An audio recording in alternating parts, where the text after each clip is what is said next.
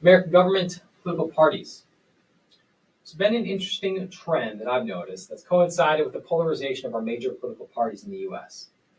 More and more individual voters now identify year after year as independents, people who do not register as members of any political party.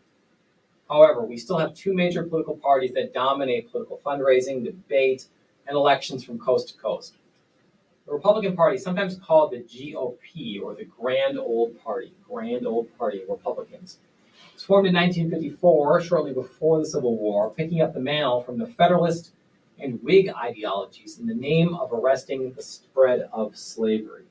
So they will carry forth the legacy of the Federalists who had promoted the Constitution at the Constitutional Convention, and to some extent, the Whigs who had opposed Jackson's sort of democracy. The Democratic Party is the world's oldest political party.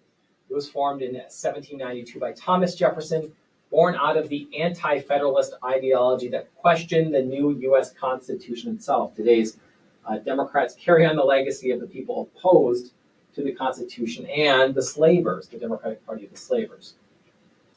Though in some ways the ideologies of the parties have changed radically, upon closer inspection, one begins to notice that the central debates at the heart of this country actually have not changed very much in 250 years.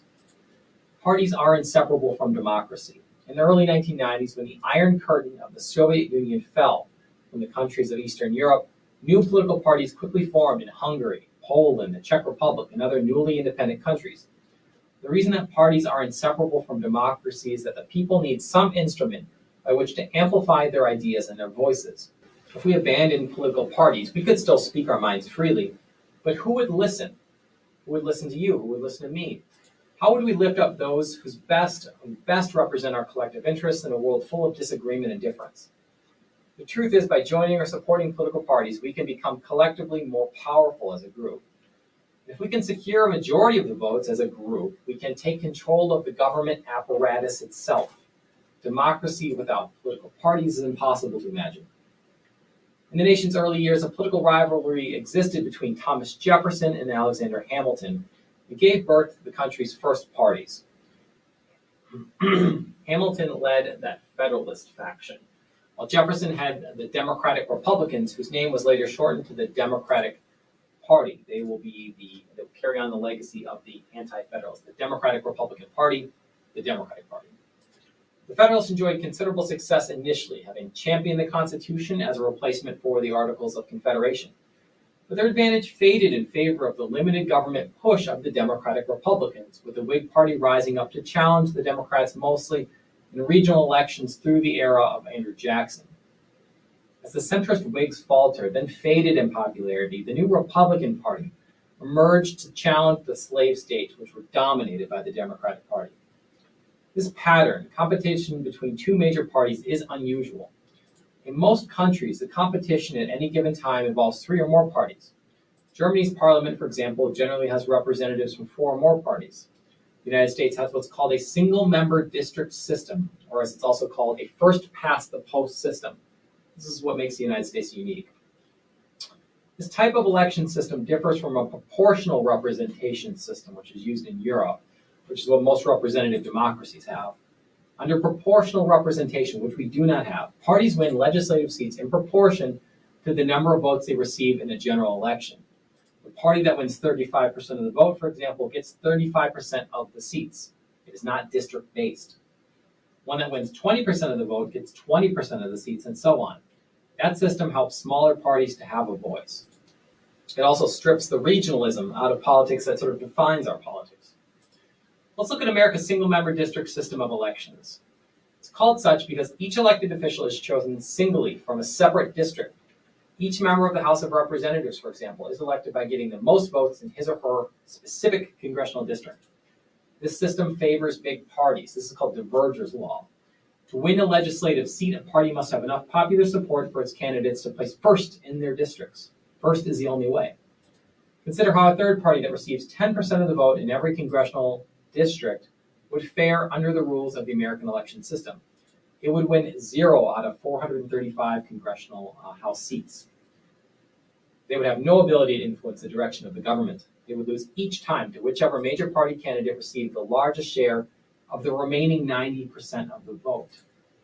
It's critical you remember this point. There's nothing to stop smaller parties from contesting elections in America, and some do, but they're virtually certain to lose, and that makes it difficult for them to build a following. Who wants to be on the losing side all the time? Would you support a football team that only occasionally wins a preseason game, forfeits most matches, and has never even been to the playoffs? Such is the life of a Green Party member, someone who believes the Democrats will not do enough to protect the environment, or a Libertarian member, someone who recognizes the limits of Republican ideology in terms of reducing government regulation, liberty restrictions, and spending. Although a single-member district system of elections favors the two major parties, it doesn't guarantee that they'll be around forever. A century ago in Britain, which also has a plurality district voting system, the Conservative Party's main rival was the Liberal Party. Today, the Labour Party is its chief rival. What has kept the Democratic and Republican parties around so long in America is that they've been skilled at adapting to changing conditions among the people, particularly during periods of crisis or unrest. They've shown a remarkable ability in these periods to reinvent themselves with new sources of support, new policies, and new ideas. Scholars use the term party realignment to describe these periods of party change, what the parties stand for. A party realignment is not just a temporary change in party control that happens with some frequency. In the 2010 midterm elections, for example, Republicans stormed the House of Representatives from the Democrats, powered by new energy from the Tea Party movement. A decade later, in the 2020 general election, Democrats narrowly captured the House, Senate, and presidency amidst public outcry on questions of economic insecurity and civil rights brought on by the COVID-19 pandemic. Neither of these elections constitutes a realignment, but they illustrate the ways in which new voters, ideas, and movements are constantly being brought into the fold.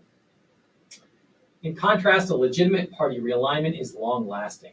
It produces fundamental changes in the parties affecting for years to come their coalitions, their governing philosophies, and their chances of electoral success. Civil War, for example, triggered a party realignment. The North's victory in the war under Lincoln's leadership shifted the partisan map. Called the Union Party by many, the Republican Party became the dominant party in the North after the war, while the Democrats hunkered down in the southern states. The former Confederate states were so heavily Democratic that they became known as the Solid South, and Democrats in the North became Republicans. However, because the North was by far the most populous region, the Republican Party, helped along by another favorable realignment in the 1890s, was able to dominate America's national politics for a political lifetime, literally 70 years. During that span, only two Democrats, Grover Cleveland and Woodrow Wilson, won the presidency. Republicans' control of Congress was nearly as one-sided. Between 1861, first year of the war, Civil War, and 1930, the onset of the Depression, Republicans held the Senate for 32 terms compared to only 3 terms for the Democrats, and controlled the House more than 2/3 of the time. Beginning in 1930, the Great Depression triggered another party realignment, this one favorable to the Democrats. Republicans were in power when the Great Depression began. They'd been in power throughout the 20s. The Americans tended to blame the Republican Party and President Herbert Hoover and its business interests for their inability to alleviate the ongoing crisis. When the Democratic Party, led by Governor Franklin D. Roosevelt of New York, won the presidency in 1932 in the second or third year of the Depression, he gained the confidence of the American people through his unyielding and wildly experimental economic recovery efforts. His big government New Deal programs and his unprecedented 4 presidential election victories cemented the Democratic Party as the nation's dominant party for decades afterwards. The Great Depression was so severe and long-lasting that it made many Americans reevaluate their view of what they expected out of government. The Depression triggered a massive shift in party ideology. Before the Depression, Democrats were widely seen as the party of states' rights, reflecting its Southern base. Although the South stayed in the Democratic camp during the Depression and had some influence over its policies, Roosevelt's New Deal was rooted in a different ideology entirely, even though he was a Democrat. The New Deal sought to use the power of the federal government to alter and offset the power of private wealth and markets. That ideology was rooted in progressive ideas, progressivism, laid out by the likes of Teddy Roosevelt, Robert M. La Follette, and William Jennings Bryan a generation earlier, mostly at the state level. After the onset of the Depression, the progressive impulse now wound its way into new policy initiatives such as Social Security, higher taxes, workplace protections, collective bargaining, union labor protections, the regulation of farm and trade markets, national welfare for the poor, etc., etc. It was during the New Deal years that the term liberal came into regular use as the description of the Democratic Party's ideology. The Democratic Party was not always liberal. Consistent with that ideology, the Democratic Party prided itself on being the party of the ordinary man and citizen, and that had always been the case. The New Deal coalition that reshaped the Democratic Party was made up of largely low and modest income groups from across the country, not just from the South. Blue-collar workers, inner-city dwellers, welfare recipients, small farmers, Okies on the road in search of work, black, white alike. In 1936, Democrats so thoroughly dominated the general election that they almost swept the board. In the same way that Republicans had dominated the political map after the Civil War, after Democrats had left the United States with secession, these Depression-era voters would soon become lifelong Democrats now. Over the next 3 decades, the Democrats held on to the presidency, with the exception of World War II hero, Republican Dwight D. Eisenhower, and controlled Congress for all but 4 of those 30 years. Support of big government solutions to 20th century problems drove Democratic politics through the early 60s, culminating in President Lyndon Johnson's Great Society initiatives, including the implementation of Medicare and Medicaid, government-provided health care for the elderly and the poor. Johnson believed that he was finishing the work of FDR, Franklin Delano Roosevelt, some 30 years prior to the Great Depression. The New Deal coalition finally broke on the issue of civil rights. After World War II, Northern Democratic leaders gradually took up the cause of black civil rights, seeking to put an end to racial segregation in the South. That effort peaked with the passage of the 1964 Civil Rights Act and the 1965 Voting Rights Act.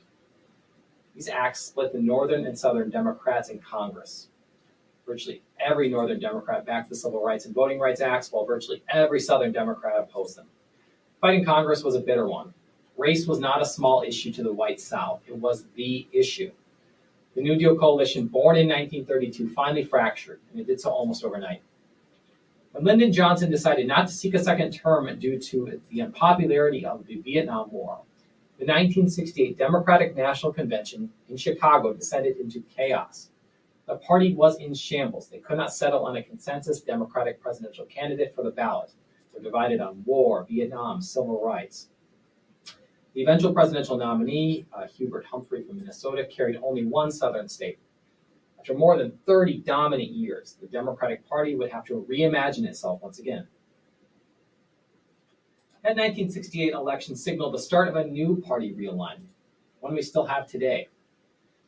In the 1970s, growing political divide in the country, deeply exposed by debates over civil rights and the Vietnam War, was reinforced by the emergence of what some called the social issue. The social issue. These were a string of public controversies involving rising violent crime and murder rates, growing abortion rates, increased drug use, rampant economic inflation, the gradual abandonment of school prayer, and generally changing cultural, sexual, and family norms across America. Though the social issue initially lacked a clear focus, components of it did.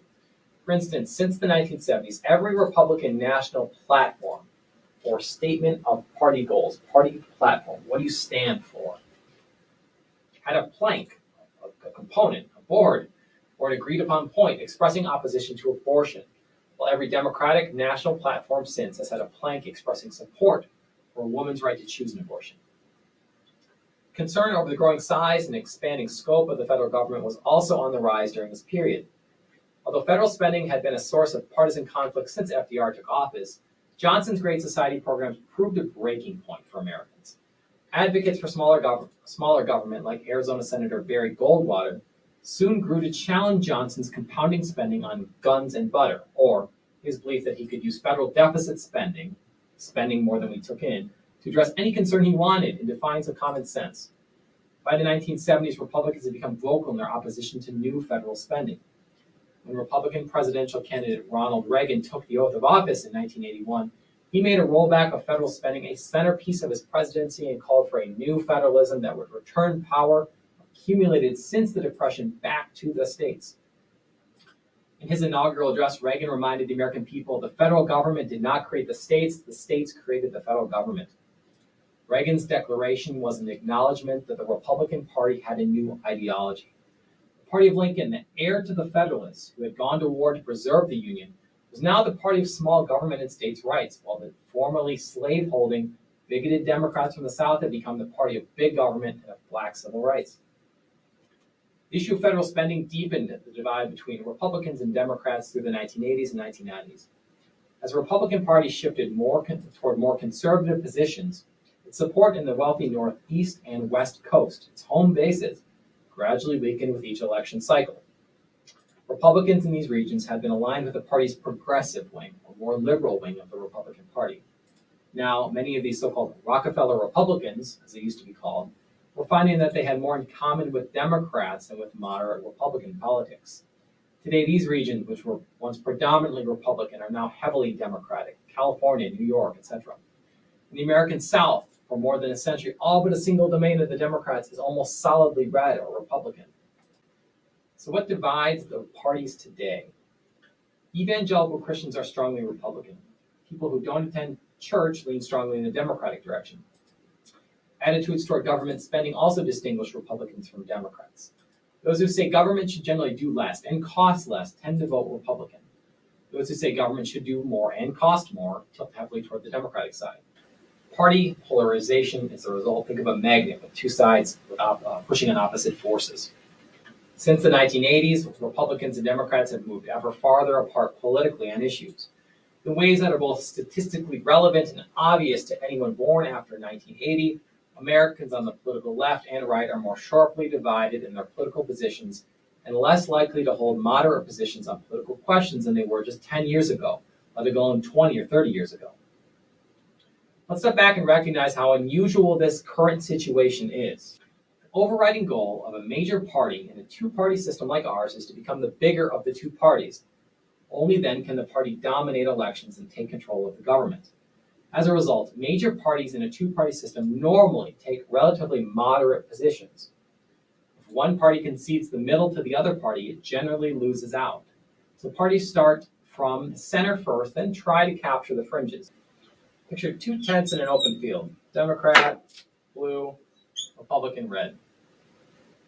Each tent is controlled by an expert team of tent movers jockeying for a position in a field full of people in a competition to see which tent can protect more people from an impending rainstorm. There's a reason I don't teach art. A few decades ago, political scientists treated that proposition as gospel and had powerful examples to illustrate their point. For instance, in 1964, the Republican presidential nominee, Barry Goldwater, proposed the elimination of mandatory Social Security enrollment and suggested the U.S. should consider the use of strategic nuclear weapons to end the war in Vietnam, positions that contributed to his landslide defeat. Goldwater only won 39% of the popular presidential vote compared to Democratic nominee Lyndon Johnson's 61%. And only 8 years later, the Democrats themselves got pummeled by nearly the same margin when their presidential nominee, George McGovern, took positions on Vietnam, taxes, and welfare that were far outside the political mainstream. However, this moderate party thesis assumes that voters are clustered in the middle of the political spectrum. If a party moves too far to the conservative side, as Goldwater did, or too far to the liberal side, as McGovern did, it leaves the middle open to the other party. But what if moderate voters are actually outnumbered by liberals or conservatives? What if, for instance, people start to pile up on the fringes?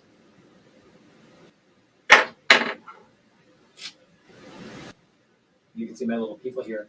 In such a polarized environment, if a party positions itself too close to the political center, as these two parties are, the Republicans red, the Democrats D and blue here, it risks alienating its core voters who truly support it, who are on the fringes. And that's where the parties are stuck today. There are still plenty of moderate voters in the middle here, but Republican voters have become increasingly conservative and Democratic voters have become increasingly liberal. Both parties are led, at least in terms of ideology, by people willing to upset the established order. The polarization of the American public, not our parties, is what has driven the parties to the fringes in order to protect their voters or get their voters. They're increasingly moving to the edges, not to the political center. This has changed the nature of American elections, for better or worse, and that's for you to decide in the next election.